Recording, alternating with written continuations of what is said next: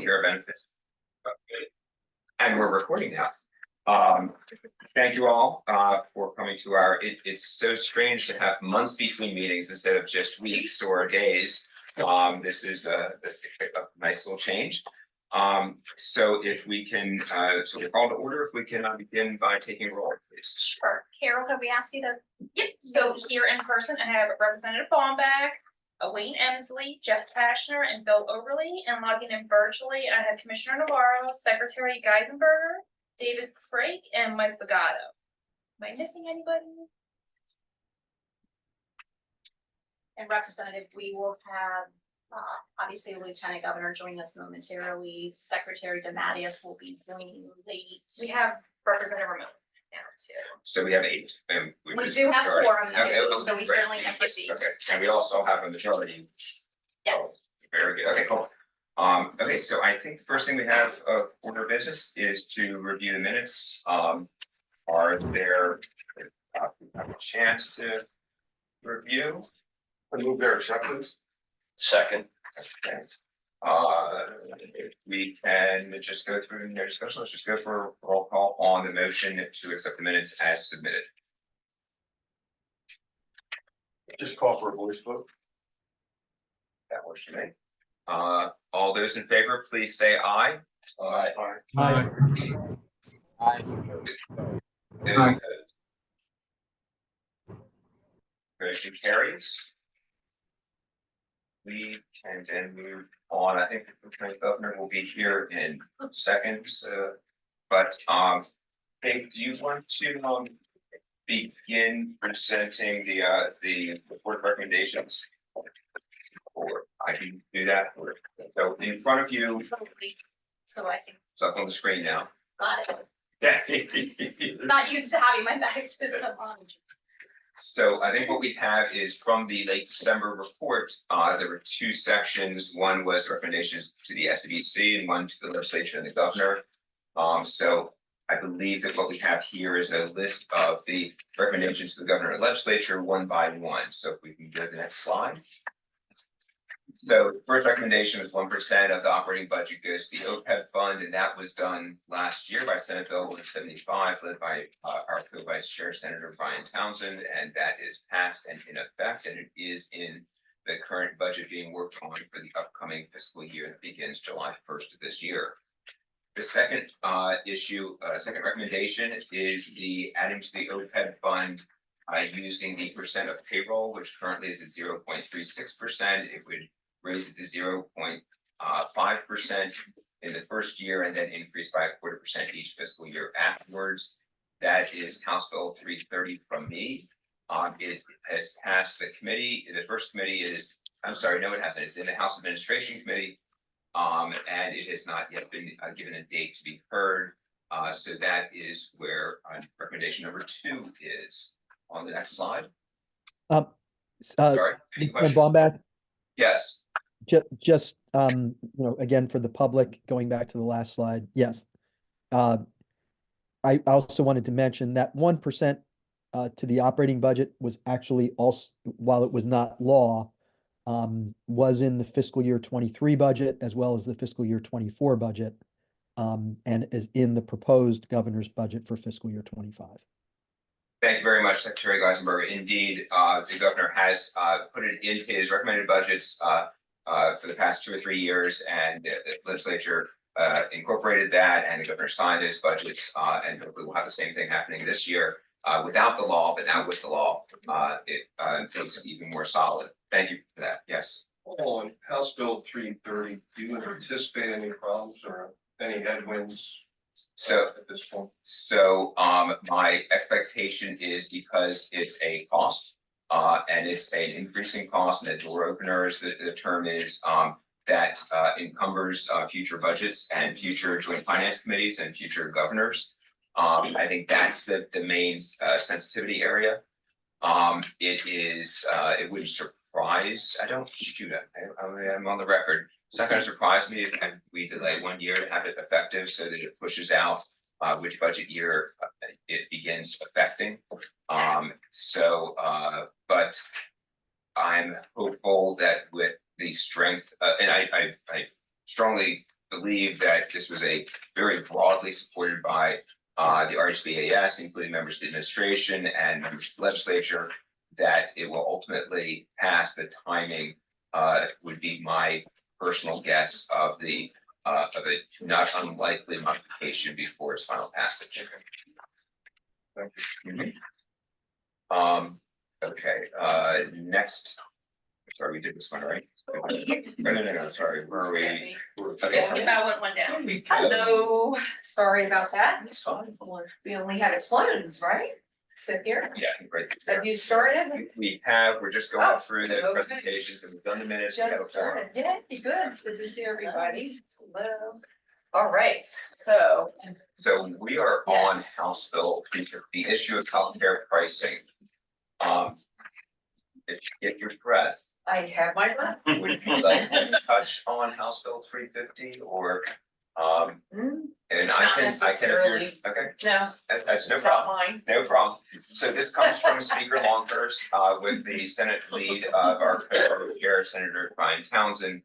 House Bill 350, it has a House substitute. It has been released both by the House Administration and House Appropriations Committee.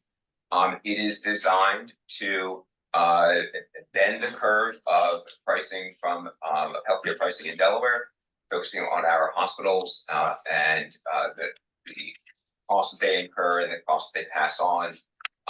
It is the next step will be a vote for the full chamber, the full House, and then on to the Senate should be successful there. Are there questions about it? That's easy. Next slide. Next slide, then we'll keep going, right? So Yeah. the next Yeah. three are recommendations, and I always want to remind my legislative colleagues that these aren't standalone. This package of we'll give here if you give there kind of thing. So there were three elements of tightening up the retiree benefits, and one of them was lengthening the vesting period. So that is the one that is moved from 20 to 25 years on the upside. These three measures, this and the next slide, the three different measures are being drafted.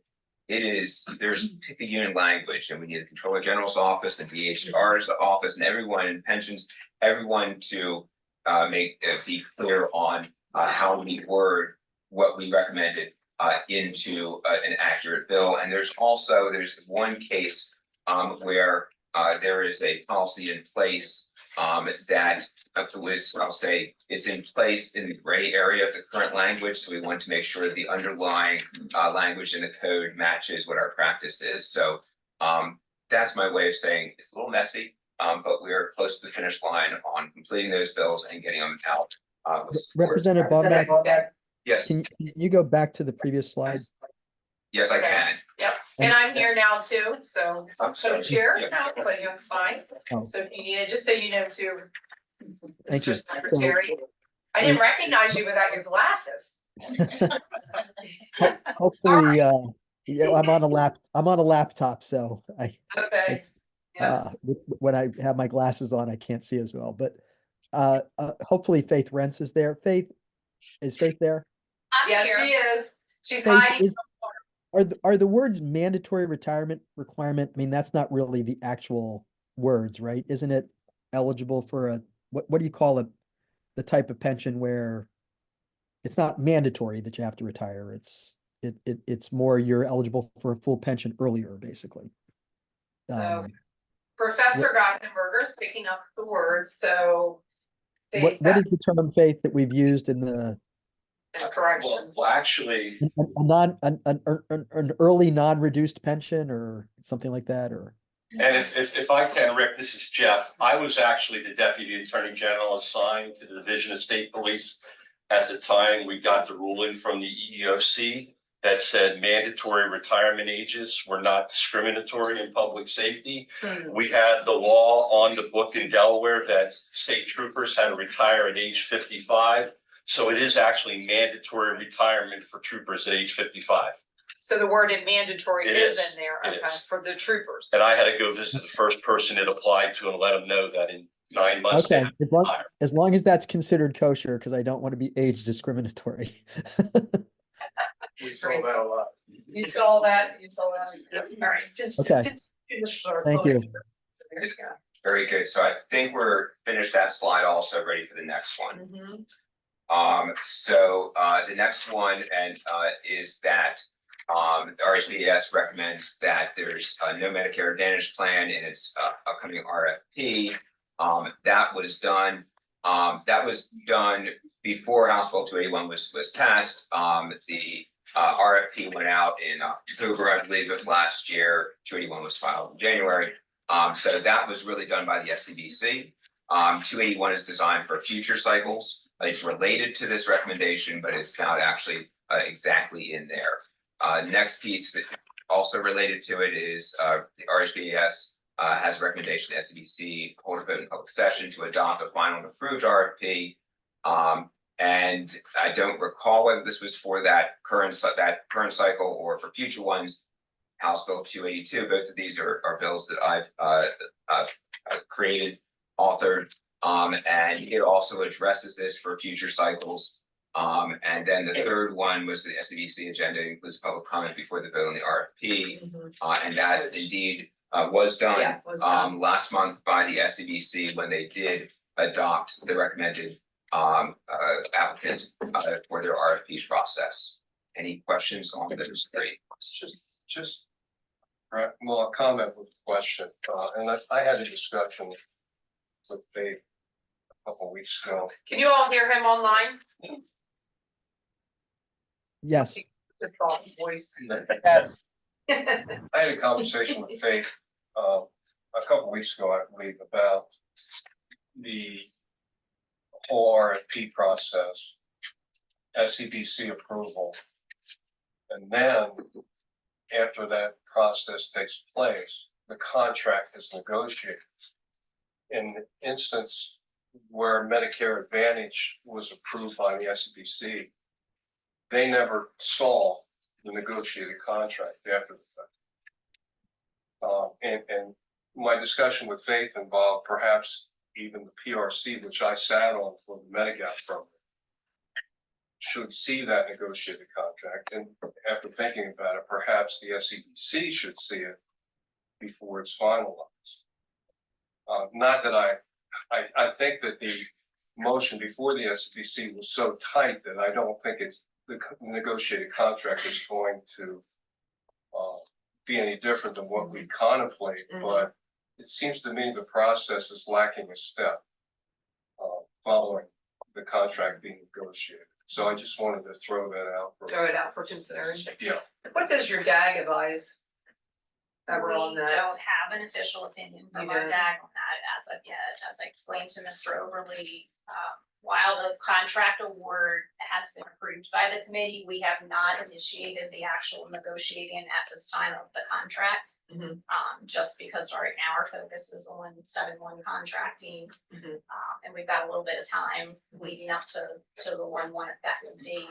And to Mr. Overly's point as well, I mean, we feel the terms are fairly tight in that. For this one, right, recommendation for for that this- for this one, but I think it's a fair question that maybe we can ask and have someone. Yeah, I was just thinking, moving forward, it might Future. be in future practice. What's It possible. seems to me that once the SEBC approves an RFP, that they ought to see the final work product,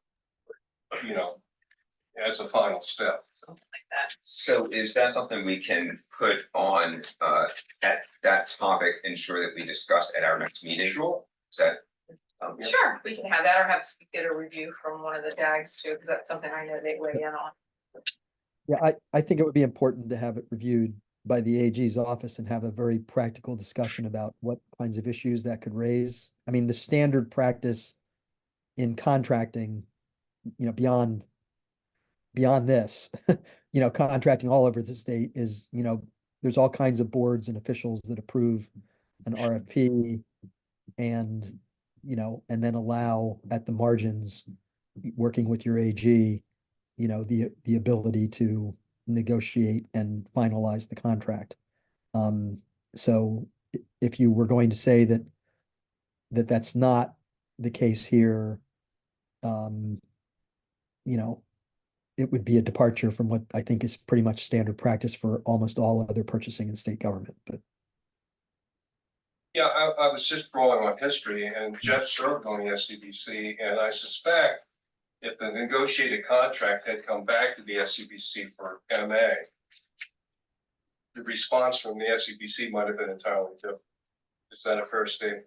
Well, I mean, yeah, I think there's a possibility. What we were advised was that the proposal was the same as the current Medigap supplement.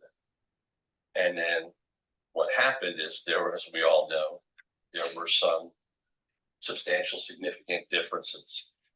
And, you know, that was not brought back to us. And I'm not suggesting anybody any particular reasons, but I think when there's some sort of deviation like that, if, you know, for me at least, it would have made me say, wait a minute, how is this different than what we thought it was? And is it consistent with what we thought we were authorizing? So, and I'm not sure how you build a system to capture that. And that's something I think we do put on the, have to begin the dialogue at the next meeting and see what the data says. Because then, I mean, I'm sorry to finish, because you know, later on, it was You're done. from the consultants. The same as changed to as similar as possible. Yeah, As similar as yeah. possible, and to me, those are different things. Yeah. So I just, it would have been nice.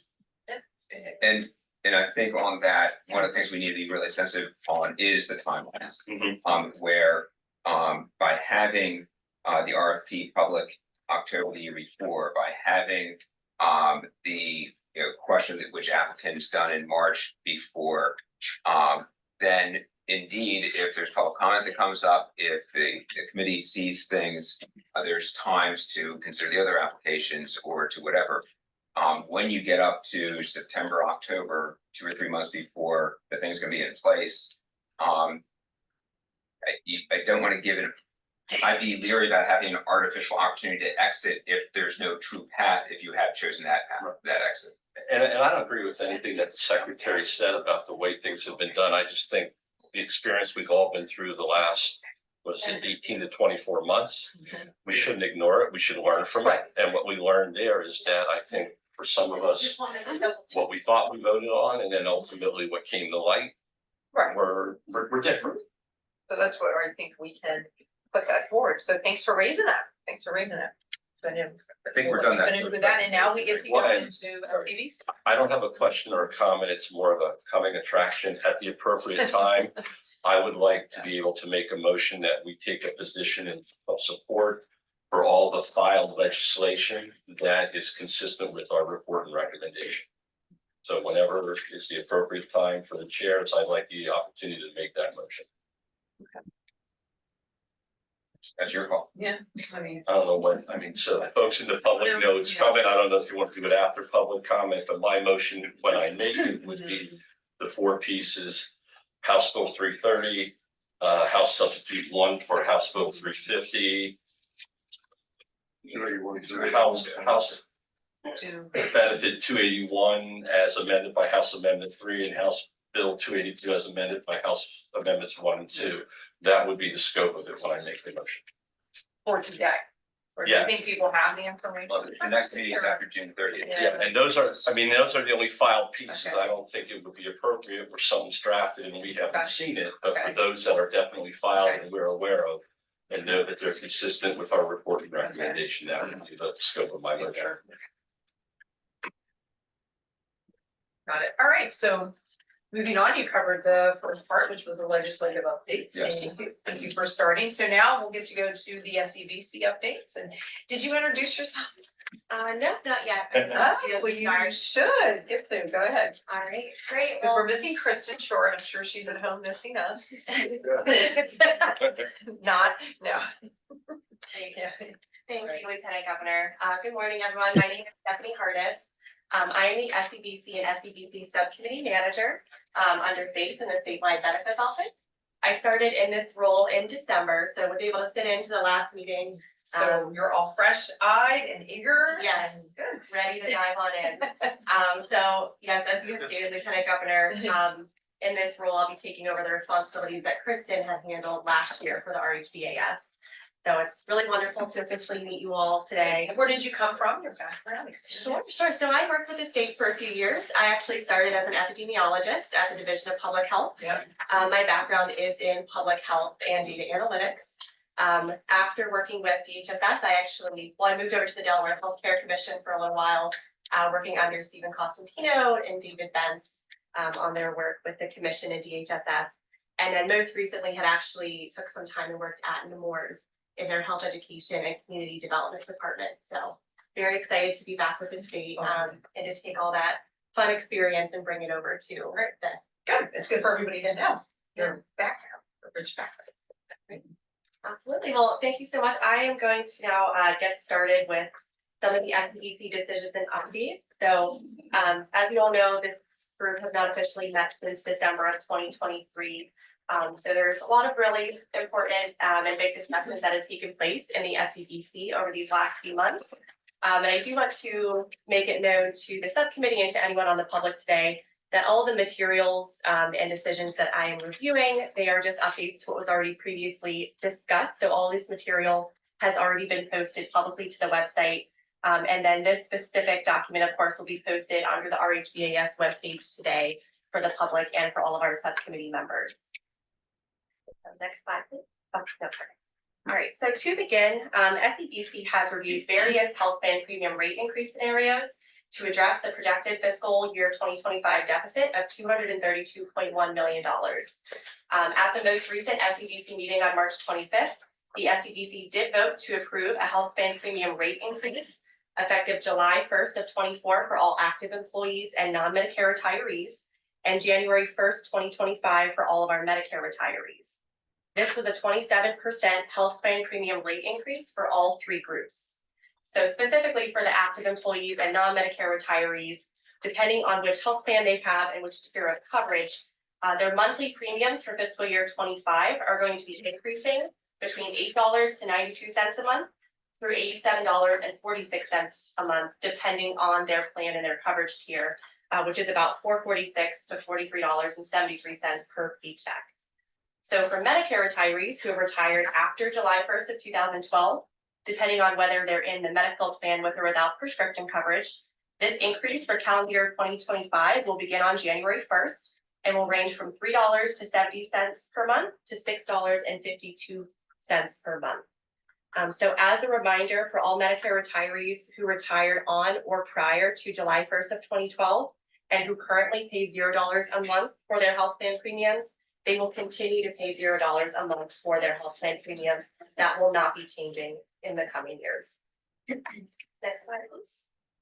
All right, so this slide here breaks out the 27% rate increase by plan and by level of coverage.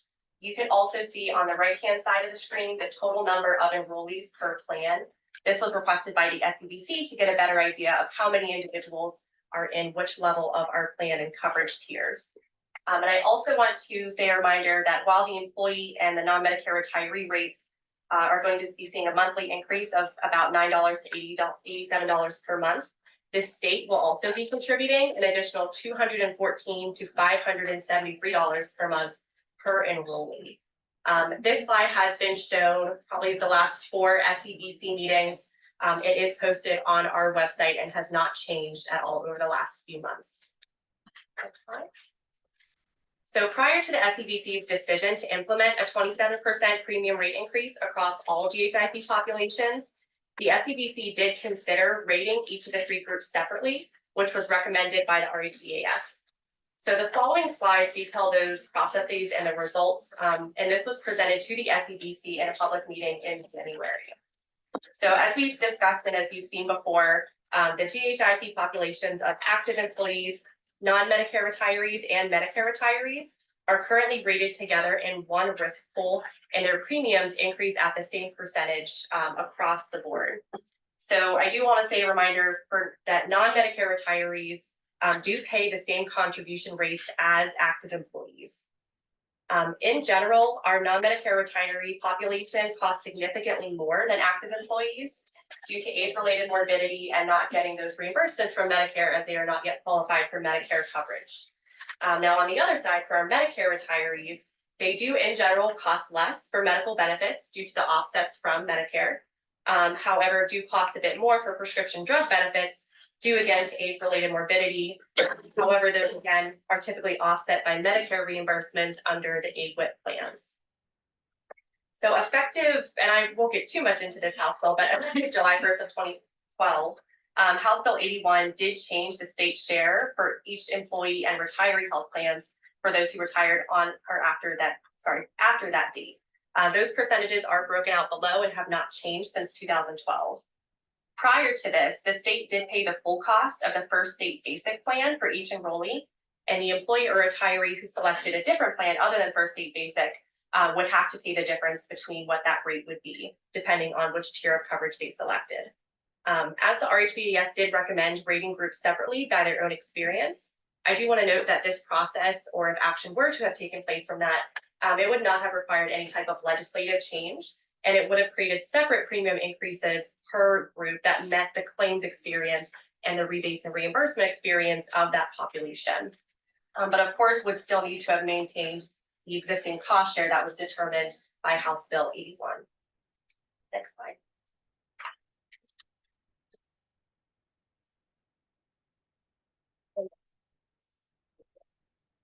So our SBO contractor, Willis Towers Watson, who provides most of our data analysis for the SEBC, did provide a rating of each group separately and presented it in January of this year, which was a very complex process.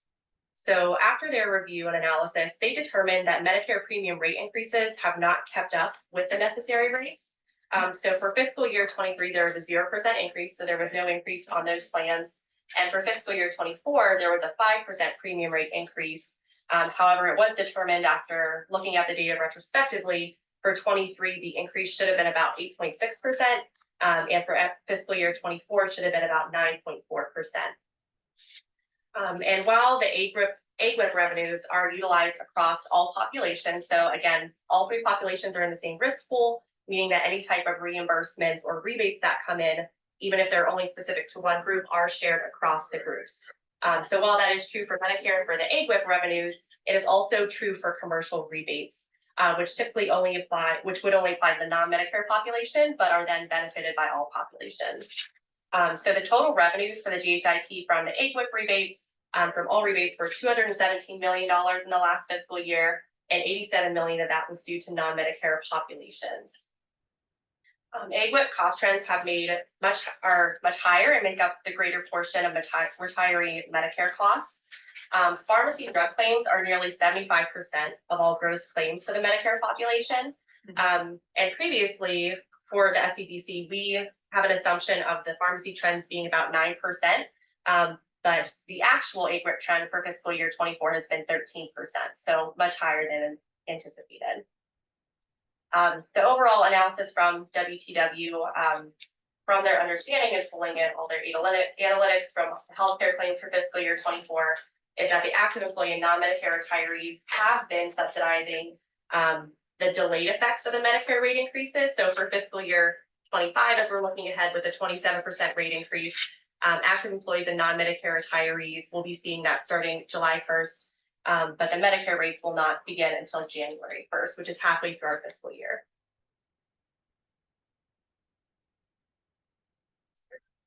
Yep, thank you, I apologize, I had the wrong one. All right, so this slide shows the results of what that analysis was if we were to rate all of the groups separately. So for active employees, the premium increase would have been 22%. Premium rates for the pre-Medicare retirees, which is again the most expensive group, due to claims with also no rebates for the Medicare population, their rates would have increased astronomically at 58%. And Medicare retirees who have the Medicaid prescription coverage, which is about 29,000 members, would have increased by 39%. And those with the Medicaid only, which is a much smaller group, only about 1,300 members, would have increased by about 5%. So on this screen, I do want to touch on some of the assumptions that are listed on the right-hand side that WTW used when creating this data and analysis. So as I stated, this data is based on actual fiscal year 24 claims that we received from our TPAs through December of 2023. The trends used for this calculation is a 6% trend increase for non-Medicare, 3% for the medical bill population, and 9% for pharmacy, while also taking into account the lag in the premium revenues by group. After this was presented to the SEBC in January, they had discussion, they had asked the WTW team questions on their analysis, and they eventually, the SEBC decided to not continue with rating the groups separately for this upcoming year, as it would have disproportionately impacted the Medicare groups, specifically, I apologize, the retiree groups, specifically the non-Medicare retirees, would have seen the most significant impact. Next slide. Would you like questions at the end or? as we If you go have through questions slides? now, we can start now. So can you go back 2 slides? The 4th bullet down, if my math is correct, the majority of that total is from the EGWP, 130 million. That's just for the 65 plus retirees, and only 87 million is for the non-Medicare. But the SEBC chooses to take both of those and just put them across the pool without any kind of more is earned from this one group, but we're spreading it everywhere, and less is earned from these 2 big groups. And okay, so that's That is interesting, correct. interesting decision. And then the next question is in the next group, when you say that present that prescription claims are nearly 75% of gross claims for the Medicare population. So if you go to the next slide, at the bottom of what the rates are for prescription only, or for medical only, I mean, if it was somewhere close to what the costs are, medical only should be around 25%, and the Medicare versus the medical plus prescription, and obviously it's nowhere near that. So these premiums just do not come anywhere close to reflecting the balance of costs between medical only and prescription and medical. Is that correct? I specifically. Stephanie, you want me to jump in here? Sure, we do have. Yeah, I'm gonna Um, get off one part. Great. Yeah, this- so Brian Stitzel, he's our lead actuary with WTW. hi, Representative Bumbach. So let me take your first question or comment first relative to the revenues. Just to give you an idea as well, since these projections were done, we were provided with updated revenue calculations on the EGWIP side because the Inflation Reduction Act had sort of significant impacts on the monies that come in from the federal government to EGWIPs starting January 1st of next year. So just to give you sort of an updated refresh on the, let's call it other revenues side of this equation, for FY25, as we sit here today, projected FY25 other revenues, meaning rebates plus EGWIP payments, are projected to be about $140 million. On the non-Medicare side, so actives and pre-65 retirees combined, that number is projected to be $106 million. So those 2 numbers are actually fairly close between the 2 populations when you start thinking about the notion of one population cross-subsidizing another. They're actually somewhat equal. On your question relative to the claims. Brian, can I jump in? Did I Yeah, hear please. you correctly to say that the Inflation Reduction or one of the pieces of federal laws has cut the EGWIP by 2/3 from 130 million to 34 million between fiscal 24 and fiscal 25? And is No, the rebates from 87 million to 106 million? No. So on the Medicare side, the changes due to the Inflation Reduction Act, there's lots of components that go into an EGWIP in terms of money flows from the government, different time periods. Some come in monthly, some come in quarterly, some come in 15 months after the close of the year. And because of the changes to Medicare Part D from the Inflation Reduction Act, all of those payments, some of them went up, some of them went down. But from year to year, basically what we're saying is that for Medicare, all of those revenue components are going from 123 million to 141 million, FY24 to FY25 projected. Still an increase. The non-Medicare side is going from 99 million to 106 million. I'm not sure what period I'm we're sorry. in these slides. Brian, I thought you said the total was 140, and of that 106 was the rebates. No, I'm sorry. The 140, total was Brad. 140 million for just the Medicare population and another 106 million for just the non-Medicare population. I'm good now, thank you, I misunderstood that. Sure. Now on the claim side, the nuance to point out is that 75-25 split between medical and pharmacy on the Medicare population is just gross claims before revenue streams, before offsets due to rebates and EGWIP revenues. When we set the rates, right, especially when you're looking at the Medicare population where we've got a standalone medical only rate and then call it an add-on for pharmacy, that add-on for the pharmacy is significantly reduced because all of those revenue components are specific to the prescription drug plan. All the federal government reimbursements are strictly due to the EGWIP or the pharmacy benefit plan, and all of the rebates that come in through CVS are also explicitly due to just the pharmacy plan. So the net pharmacy plan cost is a significantly smaller share of the total than the gross claims. And Brian, a follow-up to that, I want to make sure, again, our assumptions and our definitions are clear. When you talk about the gross, this line on the previous slide, about 75% is on the gross claims for pharmacy. With the Medicare age, we have the uniqueness of roughly 80% of the gross claims are paid by the Medicare system, and only the remaining 20% or so is paid by the state. So when you're comparing, make sure it's apples to apples. When you're comparing the claims, the gross claims for the Medicare population, are you including the pre-Medicare payment portion of the claim, or just the post-Medicare payment? For the medical side, it's just post-Medicare. Okay, very good, thank you. Great. I'm sorry, I have a question on the next slide.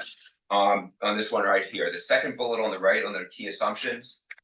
So you talk about medical trend for non-Medicare and for Medic-Fill, and then you have 9% for pharmacy. Is that across the board? Is that just actives? Is that just which of the three subpopulations is included in the 9% for pharmacy? All populations are assumed to be 9% equally for a gross claims, a gross pharmacy trend, right? We have different assumptions relative to the increases of the revenue offsets, but just from a gross claim standpoint, both commercial and EGWIP pharmacy claims are assumed to increase by 9% per year equally. You have subpopulation assumptions on pharmacy growth, or only complete population?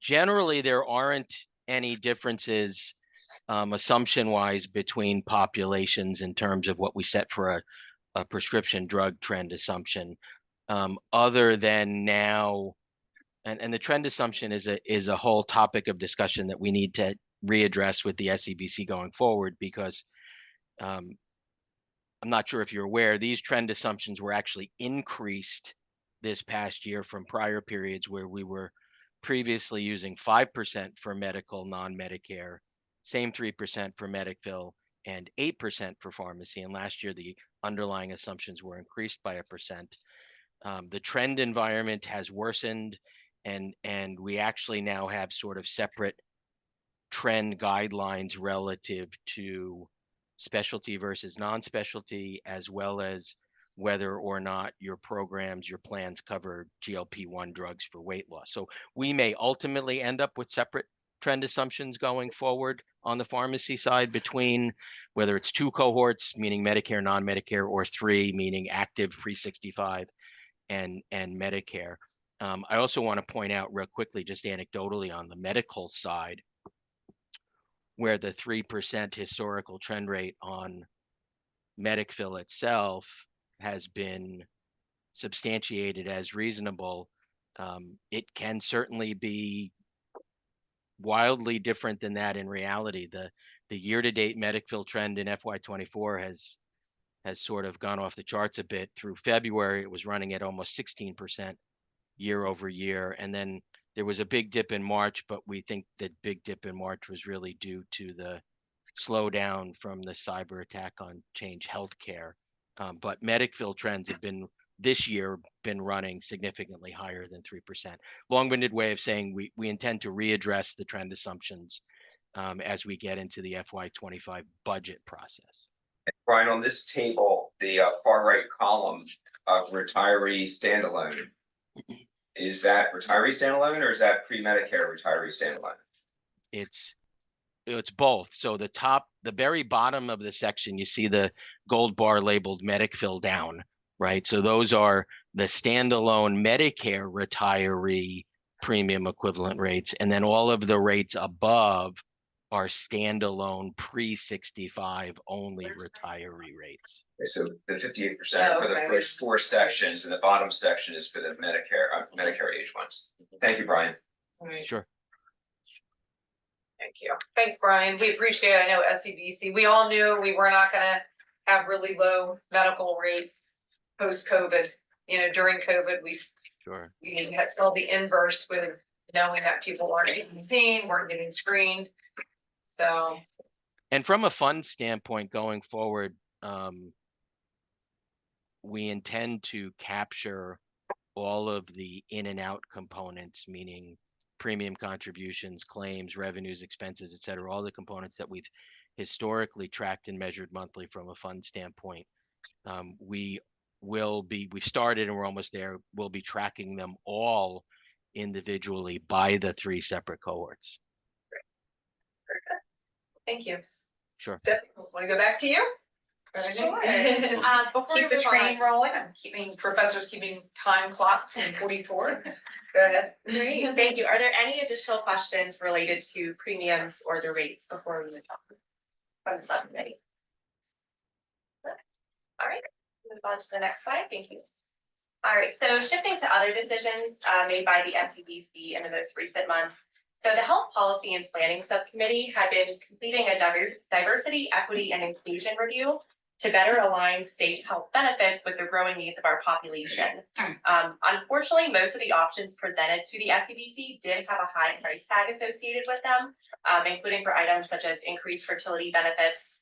There are a few others that we looked at related to dental. Those unfortunately did have a very high cost that would be associated if the SEBC did adopt them from the group health insurance plan. And of course, since we were facing a deficit of $232 million, the SEBC and the Health Policy and Planning Subcommittee both decided that it would be best to hold off on the more expensive recommendations for the time being. However, there was a specific recommendation that the SEBC did motion to approve related to enhanced coverage of select women's health benefits. Now, this is pertaining to the active employee and non-Medicare retiree health plans. So what they did vote to improve was enhanced or added coverage for cooling caps for those undergoing chemotherapy, mastectomy bras, and wig and hairpiece allowances. The Aetna plans that we did have already covered these services, so that's another reason that the cost was very low to add them, as it only would have been added for our high mark non-Medicare plans. These plan design changes are going into effect for fiscal year 25, so beginning on July 1st of this year. Next slide. Additionally, the SEBC reviewed the current COVID-19 benefit enhancements that were introduced in 2020 and are still in place today, again, for the active employees and our non-Medicare retirees. So after reviewing these benefits, the SEBC decided to not continue the enhancements, so they did not make a motion to extend as they were set to expire following June 30th of this year. I do want to make a reminder to the subcommittee and to the group that we do still offer all of these services. So the Employee Assistance Program, it's not going anywhere. It was just, however, extended to those state of Delaware and non-Medicare pensioners who were not enrolled in the GHIP. So now it will still be available, but only for those who are enrolled in the group health insurance plan. Similarly, for our telehealth services, currently with the COVID-19 enhancements, there were no cost sharing for those services.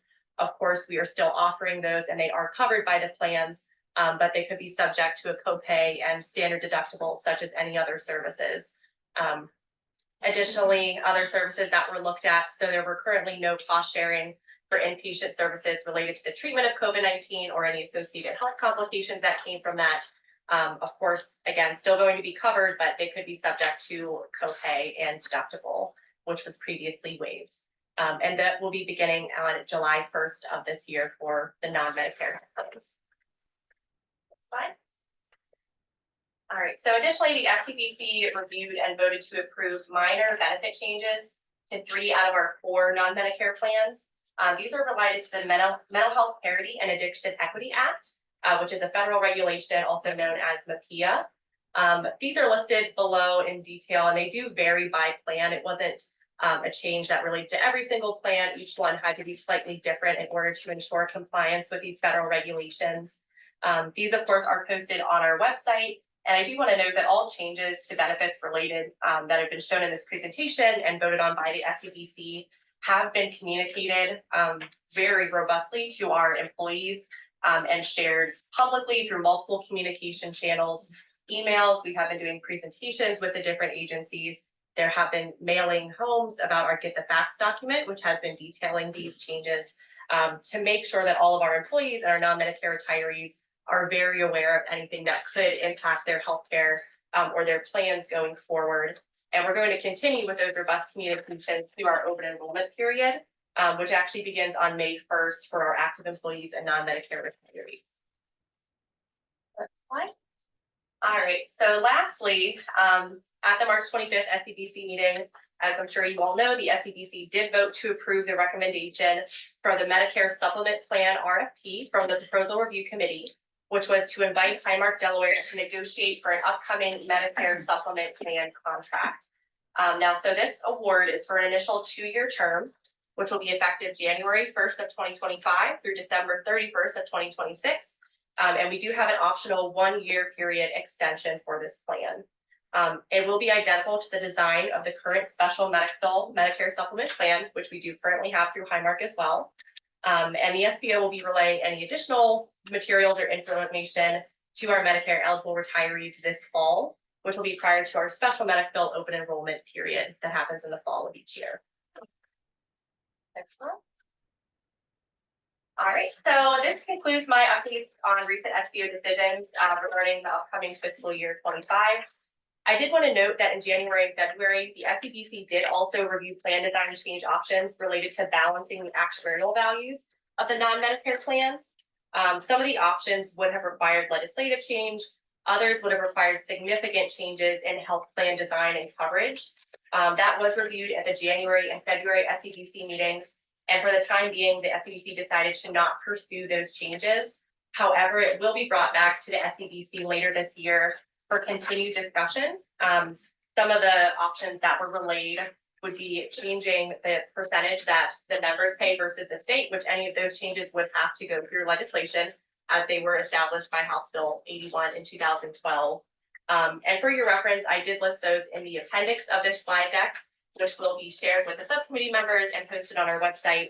Although you can also find them on the January and February meeting materials for the SEBC.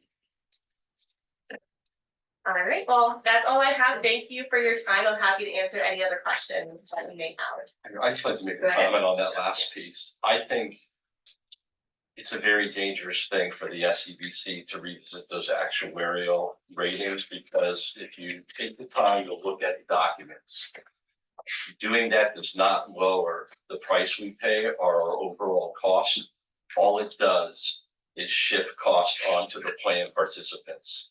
So the state will save money, but the employees, the pre-Medicare retirees, and possibly even the Medicare retirees will pay more. It is cost shifting. It is not cost savings. And I just want to put that out there so that as people look at it going forward, they're very cautious of it, because I don't think it's always clearly stated that way. I mean, my time on the, just to be abundantly clear, my time on the SEBC, many times these things were brought to us as cost savings. But when you ask the actual question of the consultants, does it lower the cost? The answer is no. Does it shift it onto the plan participant and away from the state? The answer is yes. And people just need to be knowledgeable of that and cautious of that. Yes. So, I wanna Can respond. we- May I ask a question? Secretary Geisenberger, Representative Bombach had started to speak. I don't think I'm you can sorry. hear, so I'll put you in the queue. Go ahead, Sorry, Representative. there's a Sure. timing delay, I think. I didn't hear You're it. you're excused. Sorry. So Jeff, I don't have any experience with the SEBCs looking at it. I've got academic, actuarial kind of stuff. From my experience, it depends on which part, for instance, if it's actuarial of the assumptions of return on investments, then sometimes companies would do that and say, oh, we're assuming we're gonna earn 10%, so we don't have to pitch in that much. It only earns 4%, and then the next year they need to put in more. So, and sometimes they'll do that to do games, so they don't have to put as much into pension in the certain years to get their earnings up. So, but there's good faith ways to go into actuarials, and there's less than good faith ways. If the actuarials are saying our population is living longer, and we therefore have to add 1.5 years to life expectancy for our population, and that affects the total dollars that will be coming out in the future years.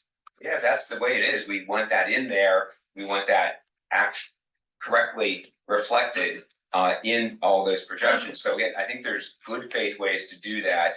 And I'm not disagreeing that there's bad faith ways to do that also. And I don't disagree, and Brian will correct me if I'm wrong, but my understanding of the actuarial value that we're talking about here, it is if there's a dollar spent, it's the amount that the plan pays, right? Mhm. So if you're lowering the actuarial value from 95% to 90%, what you're doing for every dollar spent is you're moving 5 cents away from the plan and 5 cents onto the plan participant.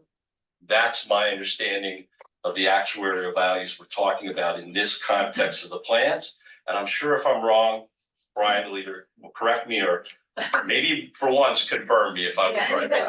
All right, go on record, go on record, confirmed. Okay, so Brian's confirmed, and now we will get to you, Mr. Secretary. I think I'm gonna ask the same question to Brian, because my understanding of this is that I agree with what Jeff was saying, that this is cost shifting, certainly among groups, from active employees to certainly to the pre-Medicare retirees. Let me first ask that question. Is that correct? In terms of Secretary Geisinger, were you talking about in terms of rating the groups separately? Right. If you rate the groups separately, That has nothing to do with actuarial value. It's just rating I'm not groups on asking their about the own actuarial value. independent I'm just experience. asking the premiums that you proposed that were put up there would essentially, relative to what the SEBC has already decided with respect to the 27% across the board, it would essentially say, well, if you rated the groups, you're going to pass less of that premium increase along to active employees, and you're going to pass more to pre-Medicare retirees. Right. Is that accurate? Which has nothing to do with actuarial values. It's just independently rating the groups for the plans that are in existence today, right? We're not changing the value of Medicfill or the EGWIP or First State Basic, et cetera, et cetera. It's just independently rating the groups on their own claims experience. Right. So is it then fair to say that none of what we just looked at does anything to help OPEB?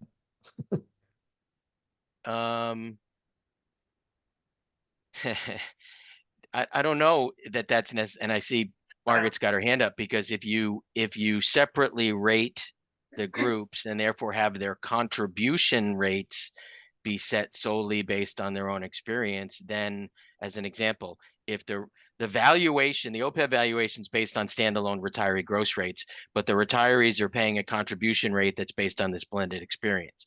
If this methodology changes, it's such that as an example, again, the early retirees are rated on their own and the rates are 50 whatever % higher, doesn't really matter what the number is, then the retiree contributions are 50% higher than they otherwise would have been.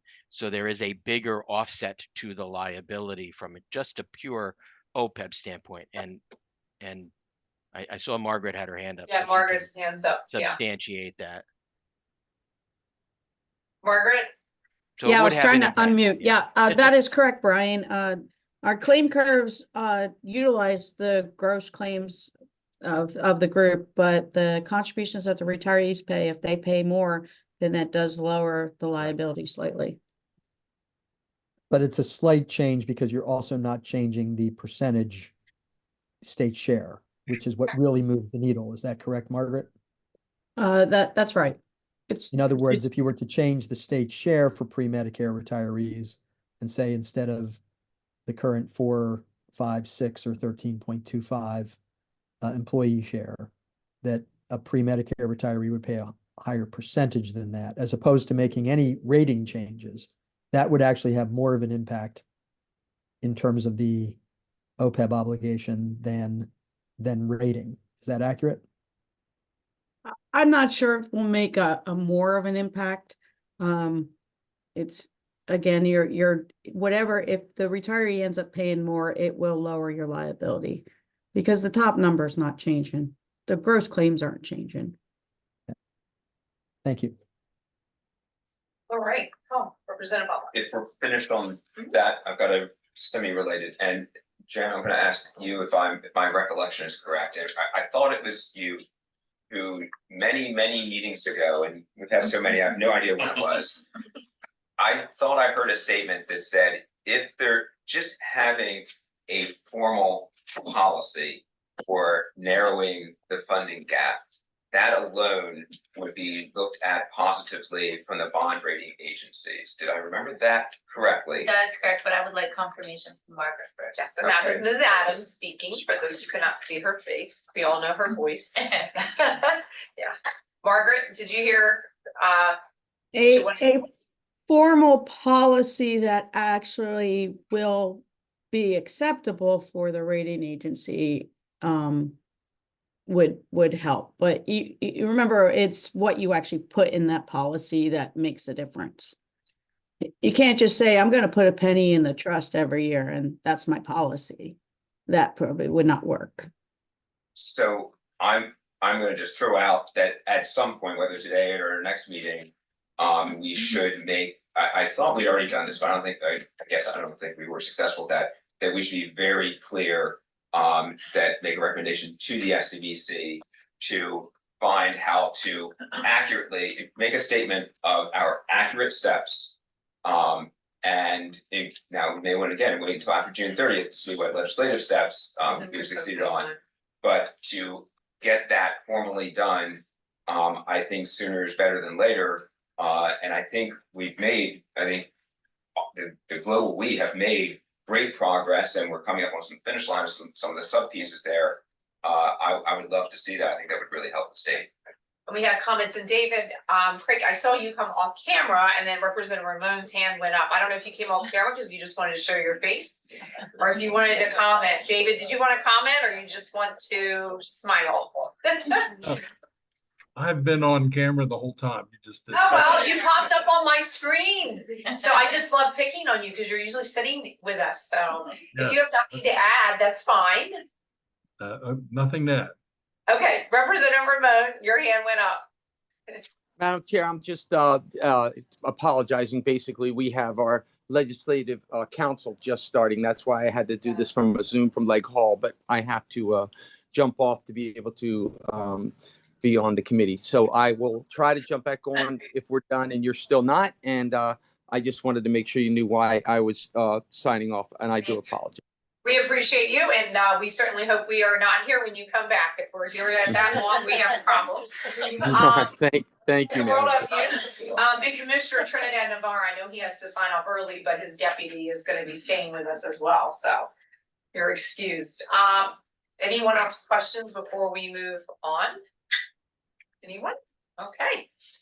Seeing none, here comes the fun. We have to figure our next path forward, right? Plans for 2024. And, Faith, I don't know if you or Stephanie want to jump in and give us your reflection on some of this, because it goes back to what we've been able to accomplish from our recommendations, what remains. I know that the pre-Medicare obviously is a big conversation piece into the future. And we obviously have, some issues hanging out that are both legislative and non-legislative. I don't know, if you wanna take a initial thought stab?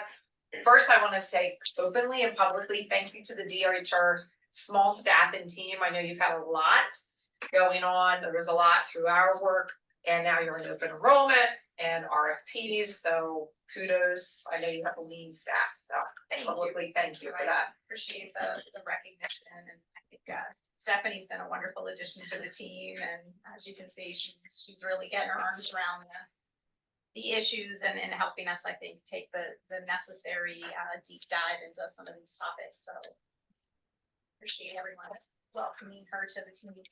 I guess I would just throw out, I think nothing that hasn't been obvious through just recent decisions in the last few months and the updates that Stephanie just provided.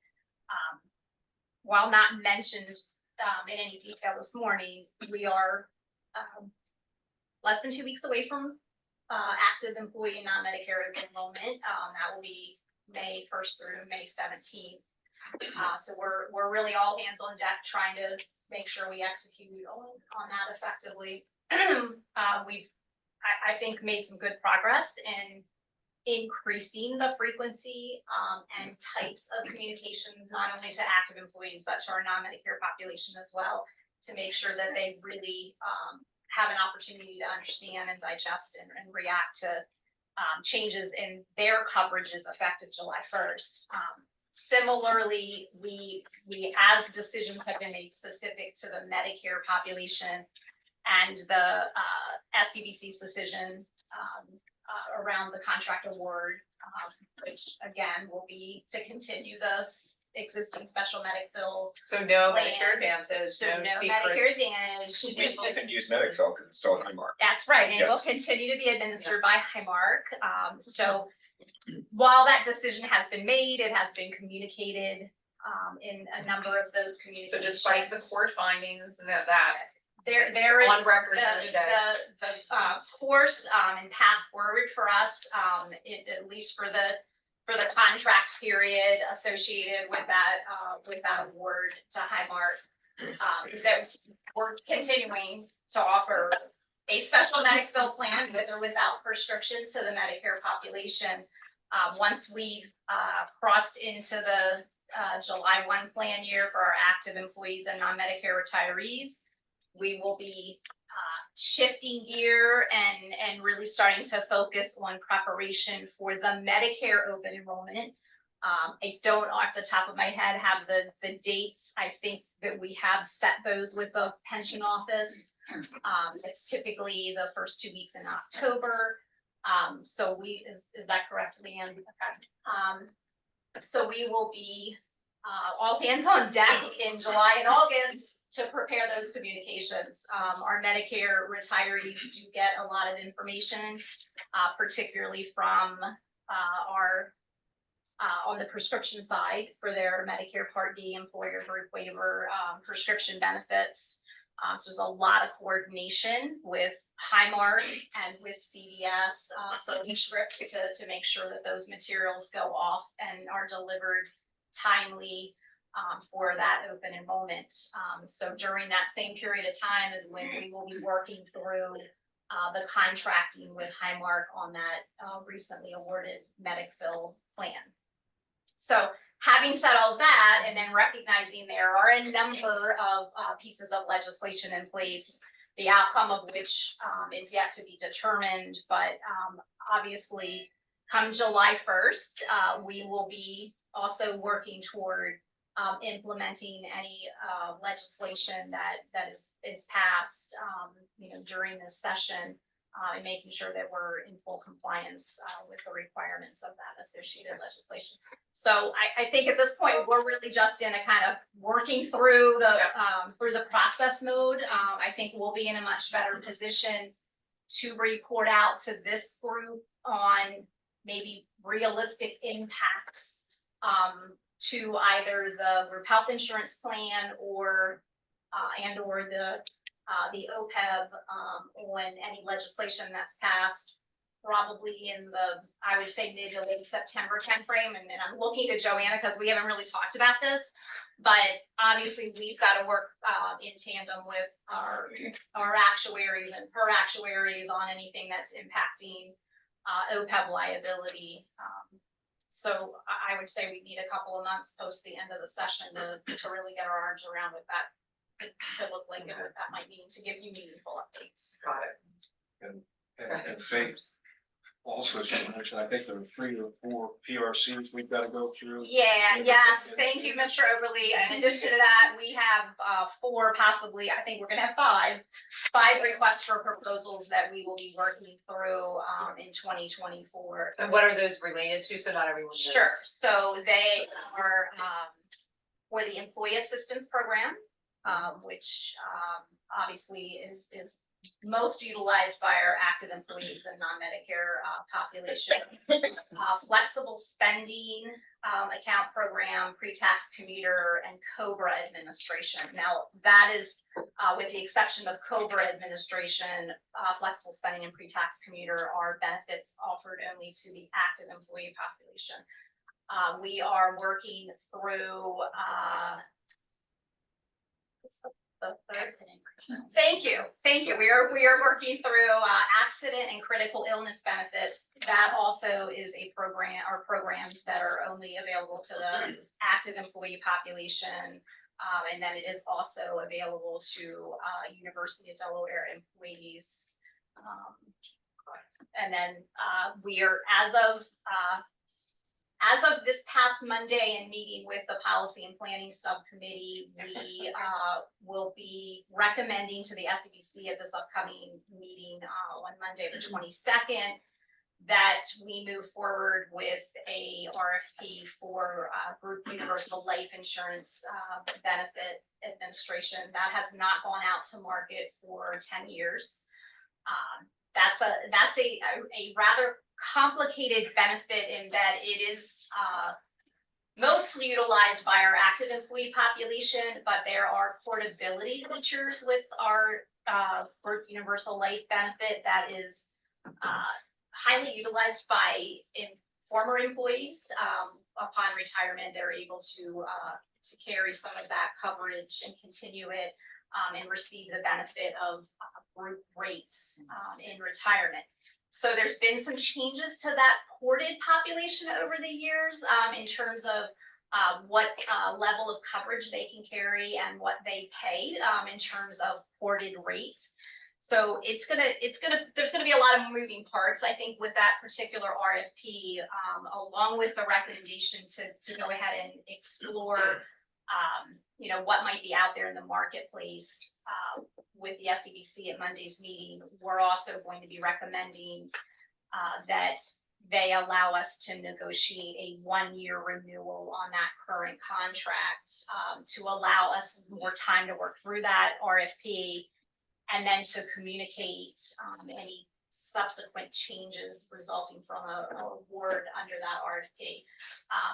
All of these RFPs that I'm referring to right now, the current contracts end June 30th, 2024. So these would all be new contracts for next July. And then the final request for proposal, which we have yet to go into any discussion with subcommittees where the SEBC on, would be potentially a request for proposal for audit services for our third-party medical plan administrative contract and plans, as well as prescription plans. So that's more of an administrative RFP. We do as a regular practice perform audits of those contracts and the administration of those associated benefits for pharmacy and medical.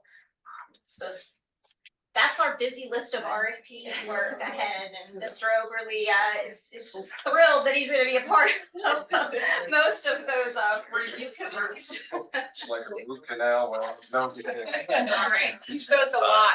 Well, we appreciate that update, and I know that the representative, he has to leave at 11:35, and so not that we'll end them, but if there's any kind of votes or things that people want to have said or heard, we want to try to get them to that. Yes. Before we call any questions, and I'll be brief. When I was suggesting the process where the SEBC gets a final look at the negotiated contract. I was not casting aspersions in this Right. direction. I just want to make absolutely sure that we don't have a repeat of the MA. I don't think anybody wants that. Right, so, again, I just want to make it very clear. Right. I was not trying to assign guilt Right. to anyone, anybody. No. We know that. Yeah. We know And that. that was the spirit I had my Yeah. conversation with Faith on.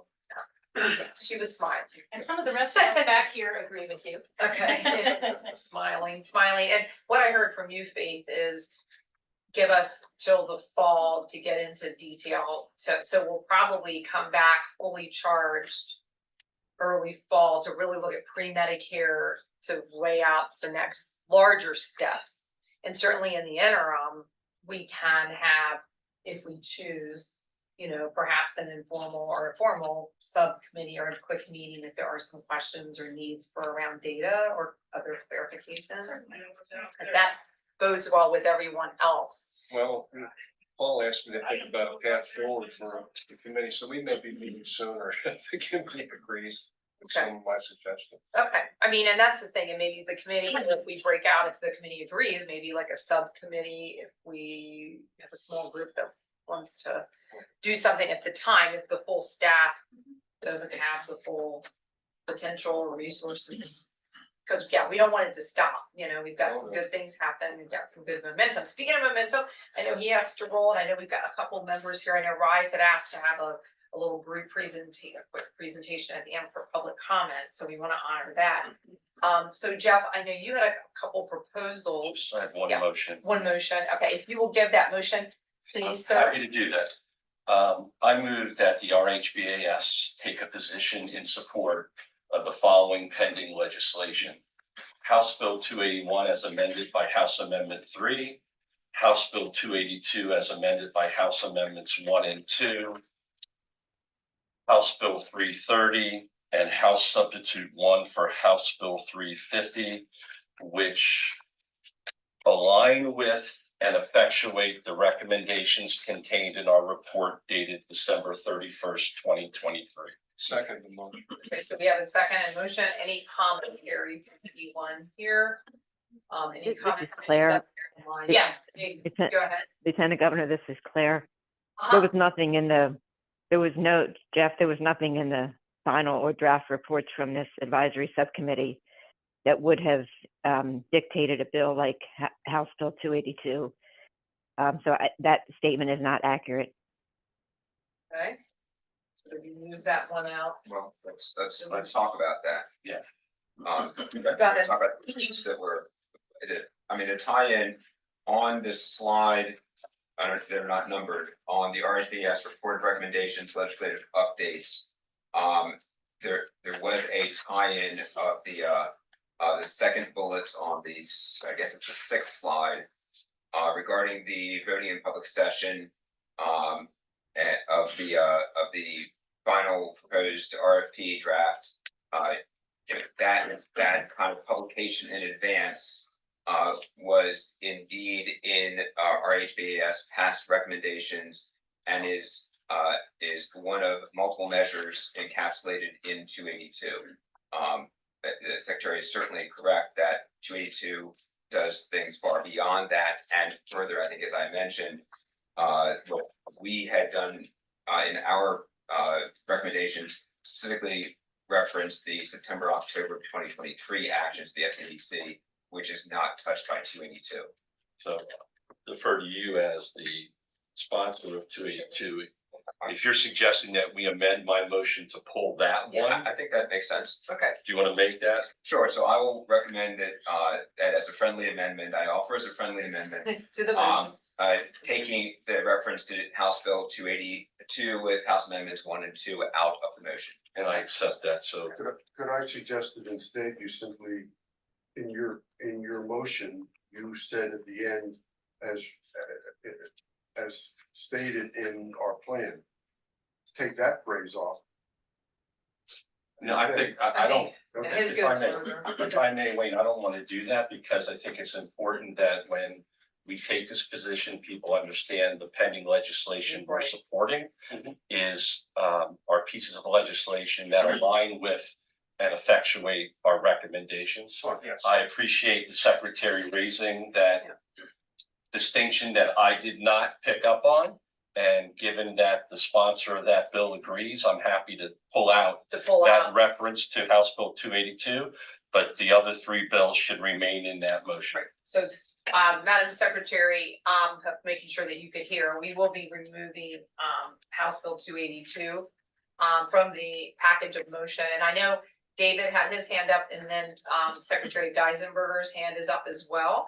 And I want to just preface, you know, presiding the Senate, being in the legislature myself in the past, when we're making such a motion, it's gonna be important that it's all be taken in the context that this is being made as a motion with you're supporting the major tenets and the themes of the legislation, because we all know tomorrow things could change. That certainly House Bill 350, in my understanding, it's kind of been in a work in progress. There's probably going to be more amendments or substitutes, who knows? So we have to all recognize that. And I think the pressure that I got, because I was like, oh, can we just wait and do this later? Representative reminded me we are not having a meeting before June 30. So I think that is an important piece to be considered when we're taking this motion. And I know my reason for this is we spent a lot of time over the last year and a half, 20 plus meetings, done a lot of work. We made a very good report, I believe, with very concrete recommendations. And unlike any other time in my almost 30 years being around the legislature, I'm seeing a number of bills being filed very quickly to address our recommendations. And I think it would look unusual for us as a body not to say that we support legislation that is taking up that work from 20 months and actually putting it into action. And again, we're an advisory committee, so keep that in mind, folks, so it's not like we're casting a final vote if it makes some people uncomfortable. David?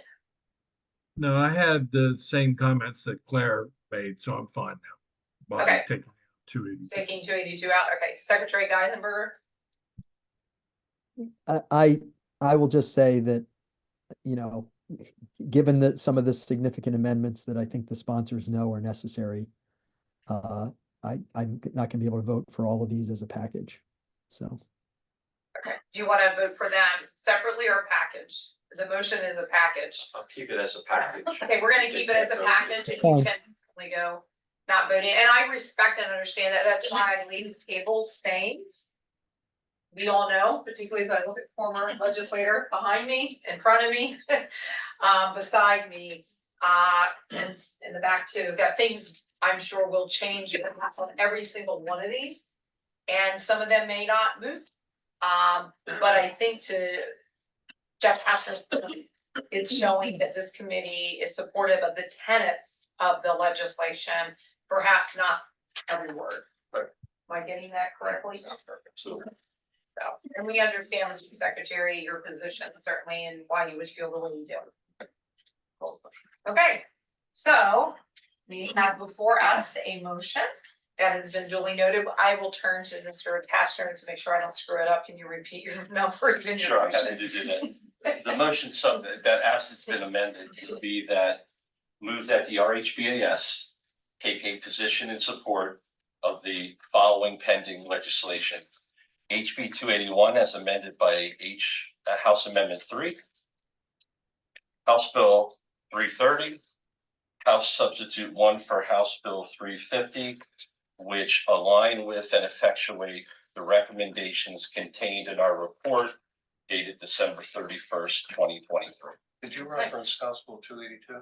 No, because we pulled it We out. pulled it out, yeah, we pulled it out. So we have that in front of us, what I've called the question.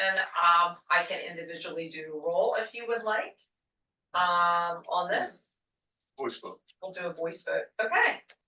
You all okay with that? We'll do, okay, all in favor, signal by saying aye. Aye. Nays, No, This is Claire. No. couple nays, and any abstention? Abstentions, okay. For now, the motion carries that the committee has made duly noted with a caveat, recognizing things could certainly change, that we are supporting this committee of the legislation that came directly from the report. All right, with that, are there comments or questions? If not, we're gonna go right into public comment. I have a motion. Can I just share some other business very quickly? Sure, go ahead. So, I did want to share that in first week of April, the governor, myself, budget director, and others participated in our annual meetings, separate meetings with individual bond rating agencies. We actually meet with 4 agencies. Had some good discussions. As always, we talk about the economy, our budget, our liquidity, our governance, and our liabilities. Those are what the agencies look at. Had a lot of very positive feedback on things we've done with the state's economy over the last 5-6 years. The state's budget as well, with the budget benchmark, liquidity, governance, we continue to stick to our rules, liquidity strong. When we get to the liability section, that's the only section where we end up having to squirm in our seats a little bit, because we do get to talk about the pension fund, which looks good. We get to talk about keeping to our rules on debt issuance, all that's good. Then they turn to OPEB, and all 4, I think they were pleased we've made some progress over the last 8 years. Our funded ratio, as we told them, has gone from a 4% funded ratio at the start of this administration to, if you look at the 2023 financial statements, to a 7.2% fund ratio. And if you count the deposits that we made in the OPEB trust fund in July of this fiscal year, we're actually closer to maybe an 8.5% funded ratio. And then we've got the additional amount that will go into the fiscal year 25 budget. So they were pleased we're making some progress in that regard. But they did raise the same issues we've talked about before, which is that on ratios of our revenue, on ratios of our the number of people, our per capita ratios, and other ratios relative to AAA states, we have a much higher liability than any other AAA rated state. And so they asked some questions about what's going on. We mentioned, and in particular, they were interested in, what we thought of the prospects of any benefit design or eligibility changes. We told them that there has been some consideration of changes for future hires, but none as it relates to current employees or, I guess we're happy that we were considering it for future, not so happy for future hires, but they all said that's going to take a long time. And they said, so what are you going to do on the funding side? And we mentioned some of the funding initiatives that are out there, ranging from, what is it? Is it House Bill 330? Is that the number? Representative Bombay? We mentioned that. They were interested in how many years that would take to get to a funded ratio that would look more like the pension fund. We told them quite a long time, but they recognized that it certainly would get you there over time. But they also remarked that put a lot of pressure elsewhere in our budget. So I just wanted to share with you that discussion. It's not a new discussion, but it's a very recent one, and it's certainly something they keep a really close eye on. And as I've said in previous meetings, I don't think it affects our rating unless something else goes wrong. If we have a really bad economy for an extended Bite period your of time. I'm sorry? Please, put that in the notes, bite your Right. tongue. Bite my tongue, but it's really liabilities are a piece of what they look at. It's not the only thing they look at. But if we had trouble in these other areas, that's when it would really hurt us.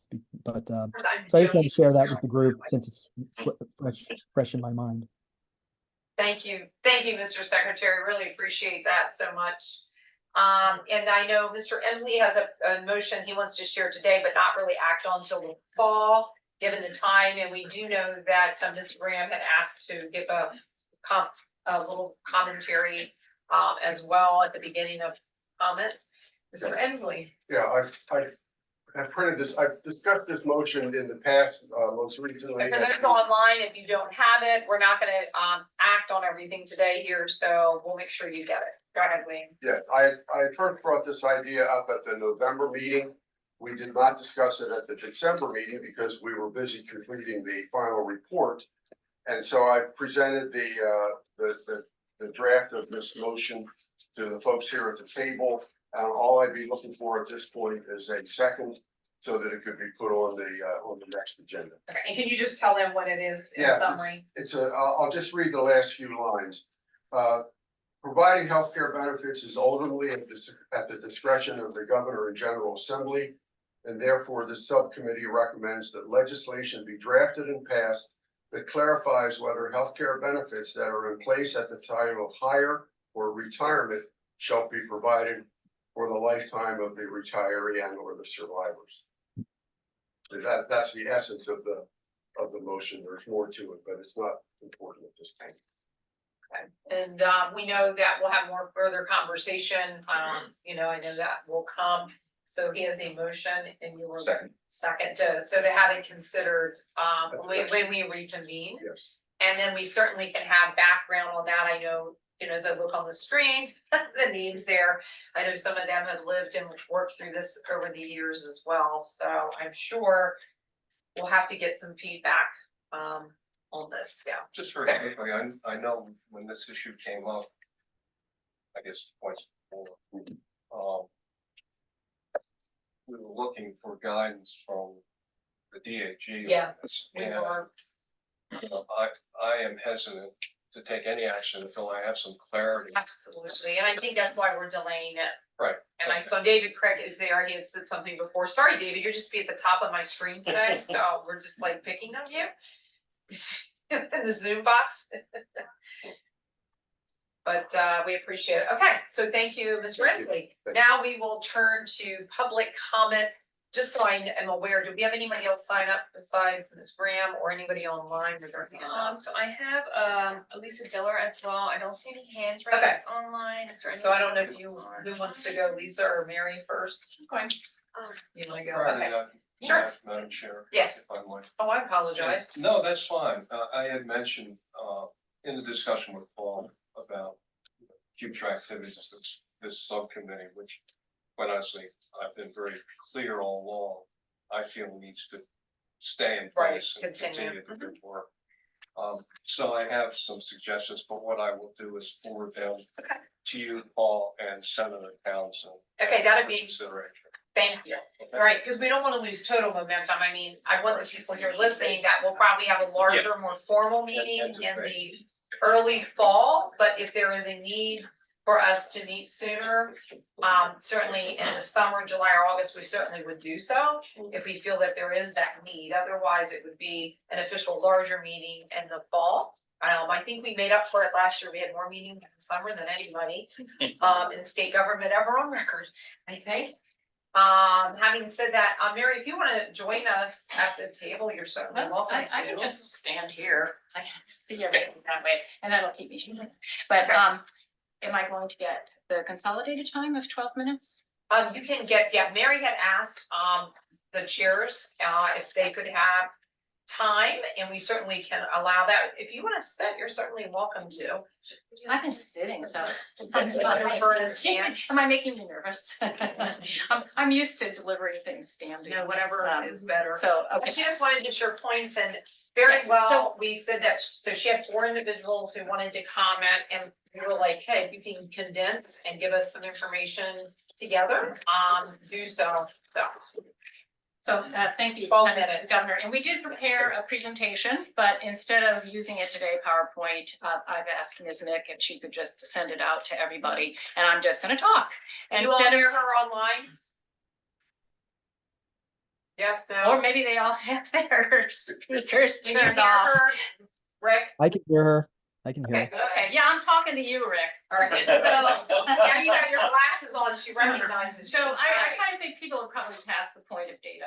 But but I do want to take a little bit of my precious time to thank you all. And I want to start with, unfortunately, Senator Townsend, but unfortunately Senator Townsend is not here. But you know, he started all this. And I'm going to tell you how this committee is so important. He started it and he ignored the skepticism. And I don't think we would well, we wouldn't be here without him, obviously. And Lieutenant Governor, we certainly wouldn't be here without your running the committee, and you have done such a spectacular job. The fact, not only that we can make public comment here, because that's easy to say, but you actually welcome it and people seem to listen to it, which is amazingly refreshing. And I'm going to explain to you in a minute why it's so important today that you were here. And of course, Representative Paulback, there's no words to express everything that you've done. You've just done an amazing job and you are a force to reckon with. And you have exactly nailed a really important issue about this independent rating. And I have prepared a lot of questions that I'm hoping you or others might be willing to ask WTW, because this is obviously guiding a lot of policy and I think it's important to do it right. And I question that. And I want to thank all the committee members because you've really been a pleasure to work with. And I'd like to thank you, Faith Rents, and the people that are supporting you. I've worked with Carol Ann Mick, and I know you're doing a tough job, and we appreciate, even though we're a pain to you, as I'm. The reason I'm particularly glad you were here today, I'm here to talk about, on behalf of myself, the same crew as before, Steve LePage, Bob Clarkin, and Karen Peterson, and with RISE support. And we're talking about the impact of the premium increases on Medicare retirees. And we were all a little complacent and I suppose slightly worn out when Lisa Diller told us, well, I've gotten this email from somebody and she's panicking because she said, what am I going to do? My premium is going to be $612 and I pay it. I'm a retired municipal worker. So she doesn't get the, the 100% or the 95% or whatever that a lot of us get through her affiliate. She gets nothing. So she's looking at $612 starting in January for the MedicFill and prescription premium.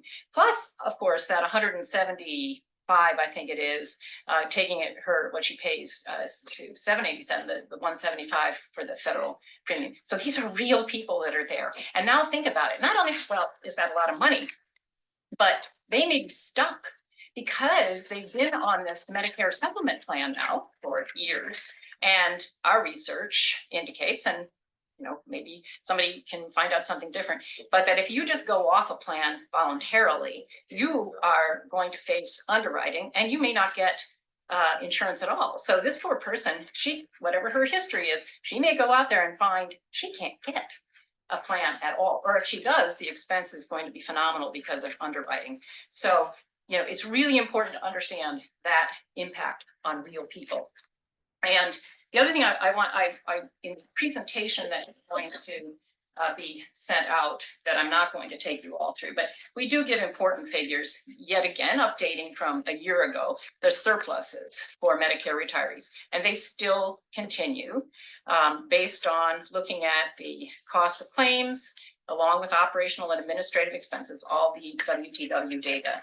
And one thing that might be worth mentioning, though, from the data, and when you get this slide deck, you'll see it's on page 8, that when you think about it from the people standpoint, and Mr. Tashner, you were spot on in looking at it from the people.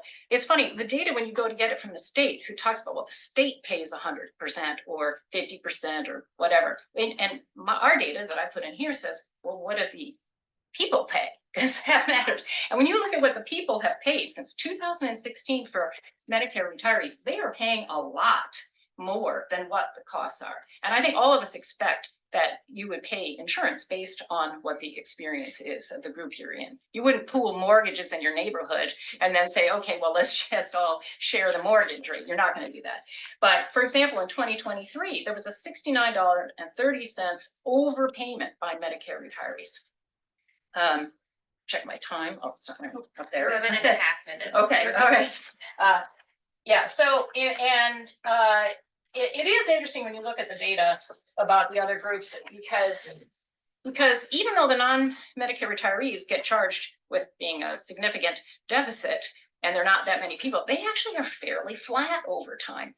It's really interesting in the data that it is the active employees, and it's their medical, that they were running a surplus through, I think, at the end of 2020. Starting in 2021, they took a nosedive, a big deficit, and then they ran the deficit. This is for their medical. So it's going to be interesting for somebody to be pouring into that. What I want to talk about though is get into a little bit more without getting into all the math of it, is there were the two WTW slides that, and I'm sorry, Stephanie, I don't remember your last name. Stephanie Ms. Hardis put up, that were given at the SEBC. Those are really important slides to look at because they reflect how the pooling is done to then extract out premiums, which they say they did on an independent rating basis. But I believe that Representative Baumbach really nailed important questions, which is Needs to run to a meeting, but he knows, Following back- I know you yeah. spoke with him yesterday. Yeah, so how is that being done?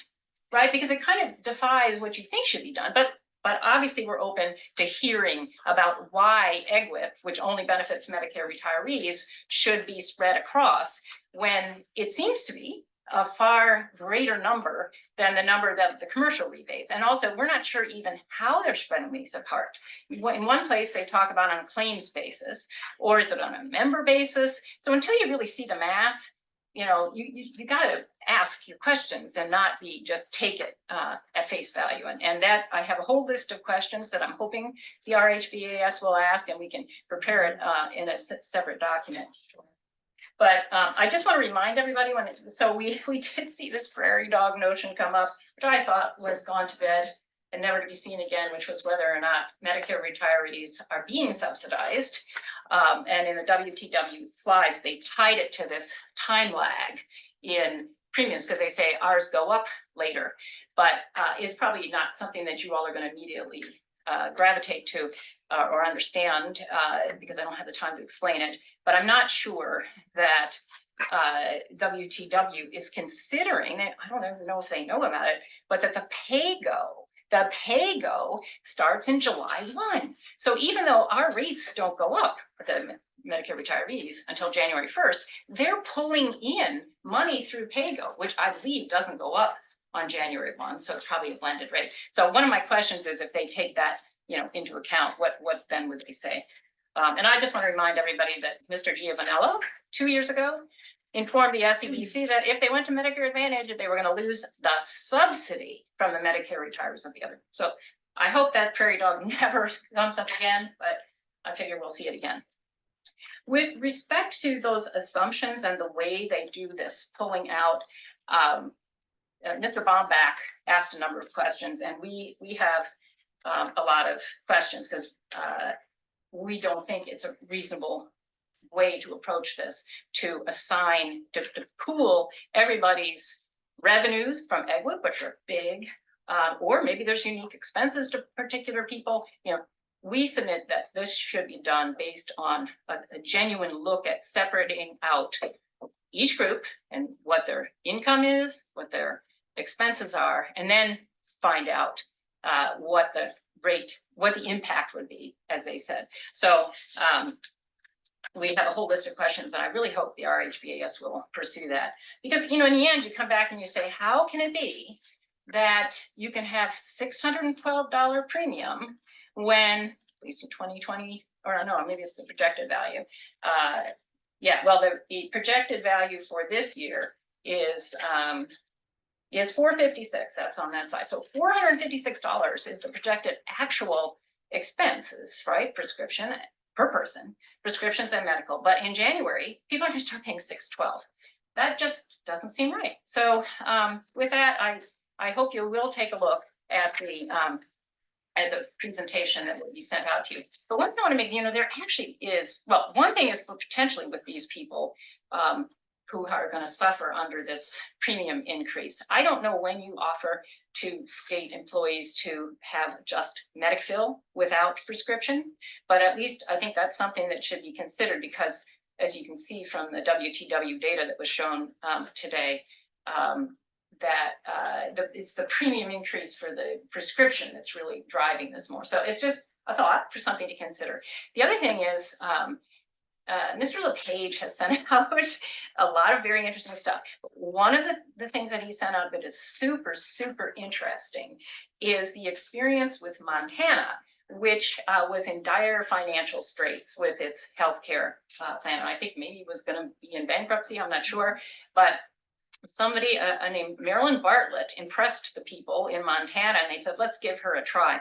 And she did an amazing job. So it's been published what she did. And in the conclusion, I just put a small part, an NPR article described what she did, is she did a bold strategy. So not picking a little bit here and a little bit there, but she told the state's hospitals what the plan would pay, take it or leave it. So we know how the hospitals will feel about it, but you got to do what you got to do.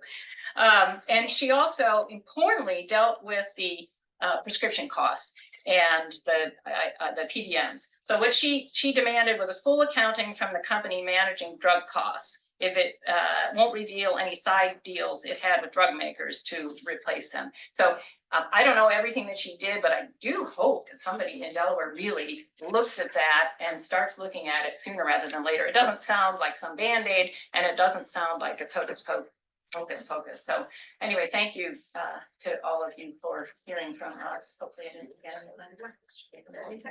Thank you. That's good. Well, thank you for merging. I know you had like 4 different people, and to have one come and share is important, and we appreciate that. Next in public comment. Who is next? Lisa Diller? I just would like to say that, the whole issue with the liability was flagged back in 2005. And if healthcare had been looked at in tandem with pension, we'd be in a different place, just saying. Thank you for that. Anyone else? Public comment? Anyone else online? Anybody? Anyone? Going once? Why, Steve is just a man of numbers back there. Okay. All right, before we wrap out, I want to thank everyone again. A lot has happened in the last several months. To our cabinet secretaries, I don't know if Saram was able to get on, but Secretary Geisenberger, DeMatteis, and others. I just want to acknowledge again publicly the hard work of the team here, and also to our pension staff. Really appreciate you and the consultants. I know it's been a lot, and I think that we're on a roll. And to Representative Overly's remarks, we will make a determination. Should we feel the need to meet in the summer, we certainly will do so. If not, we're going to get the space in the request that was made by DHR team to get the data points, the actuarial, see what happens with legislation to move forward. And from there, and again, in the interim, certainly to your request and your comments, they certainly were heard. I know technically we don't remark back to someone who does public comment, but I want people to publicly know we take everything that is shared with us seriously. Hence, will we continue with the website, like uploading the document or? Oh, yes. So we will continue uploading all the documents that we receive, communication and everything will continue. So there is a public place for this. Yeah, so to that point, thank you, Lieutenant Governor. The materials from today's discussion, as well as the public comment that Mary Graham referenced, will be posted following today's meeting and distributed directly to the subcommittee. Wonderful. And Mr. Overly, then we'll go to the online if anyone has anything. Representative Overly? Yeah, maybe just give Mary some comfort. Part of what I want to pursue moving forward with this subcommittee involves pharmaceuticals. Yes. And additional potential ways to control Yes, pricing. right. Stuff Well, like you that. can't just look at 2 legs of a stool. There are more. There's Well, insurance it's and funny, I pharma wrote and down hospitals. There's 3 legs on this stool, and we looked at one of them so far. Yeah, so we have more to go. More to go, I know, conversation. Once we get that right size, we know what to do. Yeah, Secretary Geisenberger, you either look like a professor in thought who wants to speak or in pain. I can't tell. He's leaning in. I can't tell. Anyone else online? Anyone else? If not, we shall adjourn the Retiree Healthcare Benefits Advisory Committee meeting at 11:45. Please take note. Thank you all. Thank you, Lieutenant Governor. Formal Thank you. motion. So moved. Okay, you got it from Wayne and Bill. Thank you. I forgot protocol. Thank you. I don't have my gavel. That's my magic gavel. Found it, yes. Oh, have you? Yeah, I think so. I don't know. Yeah, I- Pass it.